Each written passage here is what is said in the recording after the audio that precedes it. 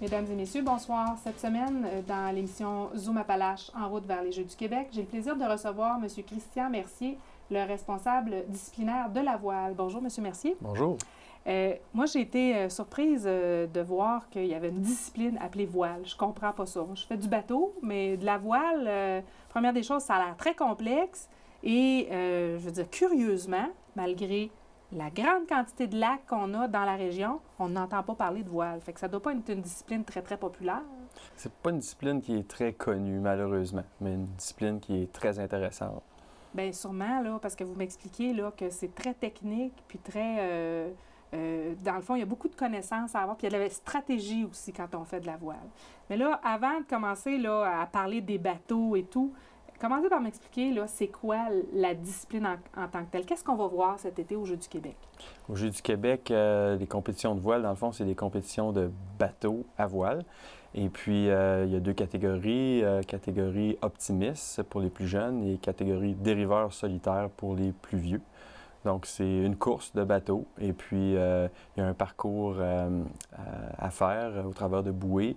Et puis, celui qui arrive en premier, c'est lui qui gagne. Celui qui arrive en deuxième, plus de points. Et le but, c'est au terme de la compétition de toutes les courses qui vont avoir été faites, c'est de faire le moins de points possible. Ah! Mais là, quand ils partent tout en même temps. Oui. Mais il y a combien de bateaux en même temps sur la ligne de départ? Il y a une douzaine de bateaux pour chaque classe. Et puis les deux classes partent avec deux départs séparés. Donc, il y a un bateau comité, un bateau sur lequel les arbitres, les juges sont à bord. Et puis, avec une bouée qui est placée à une certaine distance du bateau, ça trace une ligne imaginaire qui est la ligne de départ. Et puis, donc, les bateaux, avant le départ, ils doivent se tenir d'un côté de la ligne. Et puis, avant que le départ soit donné, il y a une séquence, 5 minutes habituellement, où 5 minutes avant le départ, on va lever un drapeau, on va envoyer un signal sonore avec une flûte pour dire, là, c'est 5 minutes avant le départ. Après ça, bien, à 4 minutes. Après ça, à 2 minutes, 1 minute. Après ça, le départ est donné. Donc, j'imagine que comment qu'on les appelle, les jeunes qui font de la voile? Les voilistes? Je ne sais pas. Y a-t-il un terme? Les barreurs. Les barreurs, OK. Oui. Alors, on va les appeler les athlètes ou ça. Ils veulent être le plus proche possible de la ligne imaginaire de départ. C'est ça, c'est ça. Et puis, ils peuvent se pratiquer à l'intérieur du 5 minutes parce que dépendamment de la force du vent, ça ne prend pas toujours le même temps pour parcourir la même distance. Donc, ils peuvent se pratiquer, mais dans la dernière minute, ils ne peuvent pas traverser la ligne. Donc, ils peuvent se pratiquer, ils vont à une certaine distance, puis là, ils traversent, puis là, ils regardent combien de temps que ça prend. Parce que le but, c'est quand le départ est donné, bien, d'être déjà en mouvement à pleine vitesse et de traverser la ligne là, presque au moment où le départ est donné. C'est une question de timing, tout ça. Oui, oui. Et puis, il y a une position aussi par rapport à la direction du vent. Donc, si le vent adonne mieux sur un côté que l'autre, les bateaux vont se placer soit du côté du bateau comité ou soit du côté de la bouée. Et puis, il y a des règles de priorité là, au niveau, si deux bateaux se rencontrent, bien, celui qui est tribord à mur, donc celui qui reçoit le vent du côté droit du bateau, a priorité sur le bateau qui s'en vient en direction opposée. Comment on fait pour freiner un bateau? Ça ne freine pas, il faut changer de direction. OK. Et là, les jeunes s'élancent, donc, et ils ont une certaine distance à parcourir ou ils doivent se promener dans un trajet avec des bouées? C'est ça, il y a des bouées qui sont installées en fonction de la direction du vent. Parce que c'est pas une ligne droite là, qu'ils font là. Ça dépend des parcours. Des fois, il y a des parcours, comme ils appellent en saucisse, là, où c'est deux bouées qui sont alignées dans le sens du vent. Donc, ils traversent la ligne de départ, ils remontent. Donc, un bateau ne peut pas aller face au vent, donc il doit louvoyer, donc monter un peu comme un escalier ou faire des zigzags pour se rapprocher du vent. Ils vont aller tourner la bouée et puis ils vont redescendre vent dans le dos. Puis les optimistes peuvent faire un tour de parcours et puis les dériveurs solitaires, pour les plus vieux, ils vont faire 2 tours de parcours. Et puis on vise une durée moyenne de course d'environ 30 minutes. Et puis le but, c'est d'en faire plusieurs dans la journée, là, si le vent adonne pour faire plusieurs courses. Oui, parce que c'est une question de vent aussi. Hein? Oui. Vous avez des dates précises pour la compétition de cet été? Mais on va espérer qu'ils vendent. C'est sûr. Parce que c'est ça. Et y a-t-il des conditions? Dans le fond, vous êtes un petit peu plus tributaire de la météo, j'imagine, parce que ça vous prend du vent. Oui. Puis ça prend pas d'orage non plus. C'est ça. Mais s'il pleut, on peut faire de la voile quand même. Mais c'est sûr que si on entend un coup de tonnerre, tout le monde retourne au bord et puis on attend au moins une demi-heure après le dernier coup de tonnerre pour reprendre les compétitions. Puis c'est sûr que s'ils vendent beaucoup trop fort aussi, les compétitions n'auront pas lieu. Et puis s'ils vendent pas du tout, les compétitions n'auront pas lieu. Donc ça prend un minimum de vent, mais la pluie ne nous dérange pas. Puis vous me disiez qu'il y avait 2 catégories puis 2 types de bateaux différents. Oui. C'est quoi la différence entre les deux? La catégorie Optimist, ça, c'est une classe de bateau qui est internationale. En fait, c'est la classe de bateau où il y a le plus grand nombre de coureurs au monde. Ça, c'est pour les jeunes habituellement de 12 ans et moins qui courent sur des Optimistes. Donc, tous les grands pilotes, tous les grands skippers, pendant leur enfance, ont tous coursé sur des petits Optimistes. Donc ça, c'est un bateau spécialement conçu pour les enfants. Il y a le devant carré et puis une petite voile, donc pratiquement impossible à chavirer. Par contre, s'il y a beaucoup de vent puis il y a beaucoup de vagues, des fois, les vagues entrent dans le bateau, donc ils ont une écope. Et puis, s'il y a trop d'eau, c'est ça. Sinon, ça les ralentit. Donc, c'est un bateau vraiment conçu pour les enfants. Ah. Et puis, la classe pour les plus vieux, qu'on appelle dériveurs solitaires, cette année, ça va être le modèle de bateau Topper, qui ressemble un peu au petit Laser 1. C'est une marque. Aucune idée. Moi, il va falloir que vous m'expliquiez la différence et les caractéristiques de ce bateau-là. Le Laser 1, il est un peu plus long. La coque est pointue.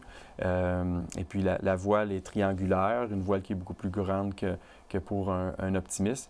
Mais ce bateau-là, si le barreur ne fait pas attention, ben s'il arrive une rafale de vent, il peut chavirer. Donc, ça arrive souvent en compétition de voir les bateaux qui chavirent, mais ça se ramène quand même rapidement. C'est pas parce que tu as chaviré que tu vas nécessairement perdre ta course. Là. Ah bon? C'est des bateaux qui reviennent droit assez facilement. Okay. C'est des dériveurs. Donc, la quille n'est pas lestée. C'est une dérive qui monte et qui descend. Qui monte et qui descend, OK. C'est ça, mais il n'y a pas de poids.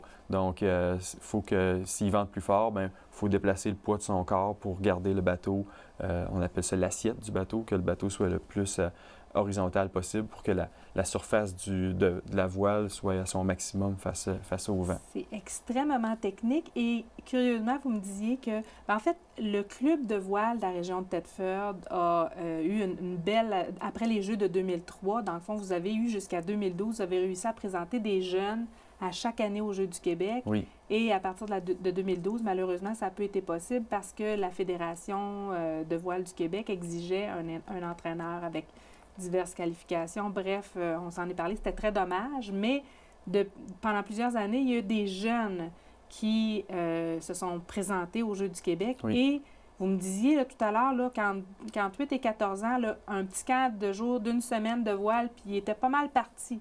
Mais ça m'a l'air très technique parce que vous me parliez des différents types de cordes, etc. Comment est-ce qu'on fait ça, apprendre ça, la voile, là? Une semaine, puis vous me dites que je serais prête à partir toute seule. Là. Oui. C'est ça, on organise un camp de jour de voile cette année qui va avoir lieu la semaine du 25 juin. Et puis, c'est un camp d'initiation à la voile. Et le vendredi après-midi, on va tenir une régate qui va servir à sélectionner les jeunes là, de Chaudière-Appalaches qui vont pouvoir participer à la finale provinciale des Jeux du Québec qui va avoir lieu du 1er au 4 août. Nous, on est dans le 2e bloc. Parce que vous me disiez en fait, on est dans la région des lacs. Donc, on devrait avoir des jeunes, tu sais, d'ici. C'est ce qu'on vise. Bien, c'est ça. Mais c'est pas un sport qui se pratique énormément dans la région de Chaudière-Appalaches, là. Non. On devrait être une gang ici, puis c'est pas le cas. Oui, la voile était beaucoup plus populaire dans les années 70-80. Le club de voile de la région de Thetford était très actif dans ces années-là. Après, bon, il y a eu une diminution. L'intérêt pour la voile, c'est pas juste dans la région ici, c'est un peu partout, a diminué. Et puis, c'est ça, quand on a eu les Jeux du Québec en 2003, on trouvait ça vraiment déplorable qu'il n'y ait aucun jeune de Chaudière-Appalaches et aucun jeune de Thetford qui ait participé aux Jeux qui étaient chez nous. Mm-hmm. Donc, suite à ça, on a réactivé le club et puis on a offert des camps de jour de voile. Et puis, on a amené des jeunes là, aux Jeux du Québec, là, après ça jusqu'en 2012. Et l'an dernier, comme on veut avoir des Jeux du Québec, bien, on sait on va avoir les Jeux du Québec, comme on veut avoir des jeunes de Chaudière-Appalaches et idéalement de la région de Thetford aussi, on a organisé un camp de jour avec la Fédération de voile du Québec qui ont le programme Voile mobile. Et puis eux, c'est un clé en main. Ils arrivent avec une remorque, avec des beaux bateaux neufs. Des entraîneurs. Des entraîneurs. Et puis, ils se déplacent là, partout au Québec. Et puis, l'an dernier, c'était à la fin de l'été. On avait une semaine de camp. Les jeunes avaient vraiment aimé ça. Et puis, on avait tenu une compétition vendredi après-midi. Il fallait tenir une compétition dans l'année précédant les Jeux pour pouvoir présenter des jeunes aux Jeux du Québec cette année. Exactement. Donc, les Jeux du Québec, la finale provinciale, ça revient à tous les 2 ans. Mais l'année entre chaque finale provinciale, il faut tenir ce qu'on appelle les Jeux du Québec régionaux ou une finale régionale. Et puis, cette finale-là permet de qualifier la région pour la finale provinciale là, qui a lieu comme cette année. Là. Donc, moi, je trouve ça extrêmement intéressant ce que vous me dites, là, parce que vous m'avez dit tout à l'heure que le camp de jour va avoir lieu dans la semaine du 25 juin cette année. Oui. Et que les jeunes peuvent s'inscrire pour le camp de jour. Oui, il reste encore de la place. Et qu'à la fin de ce camp de jour-là, vous allez faire une compétition pour les jeunes d'ici et peut-être de l'extérieur, et que ces jeunes-là pourront être qualifiés pour les Jeux du Québec. Exactement. Donc, c'est une belle occasion à saisir pour les jeunes de, vous me dites, de quel âge à quel âge? Le camp s'adresse aux jeunes de 8 à 14 ans. Mais c'est pas tout le monde là, qui fait les Jeux du Québec. C'est quel âge, ça. Là?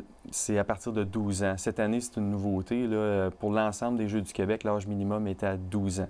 Donc, pour les jeunes qui vont suivre le camp de 12 ans et plus, ils vont pouvoir faire la compétition. Ils ont une chance de faire les Jeux du Québec. Oui, tout à fait. Et puis, il y a 3 places de disponibles dans la catégorie optimiste, qui est 15 ans et moins, et 3 places de disponibles dans la catégorie dériveur solitaire, qui est 17 ans et moins. Donc, on va pouvoir amener jusqu'à 6 jeunes de Chaudière-Appalaches, même de la région de Thetford, aux Jeux du Québec. Bien, en tout cas, je pense que c'est une belle invitation à lancer. Peut-être qu'on pourrait donner vos coordonnées ou à qui on doit s'adresser. Les jeunes qui sont intéressés à faire les Jeux du Québec, inscrivez-vous au camp de jour, vous avez des chances. Oui, bien, la page Facebook, la page Facebook du Club de voile de la région de Thetford. Aussi, la page Facebook de l'organisation des Jeux du Québec, la 53e finale.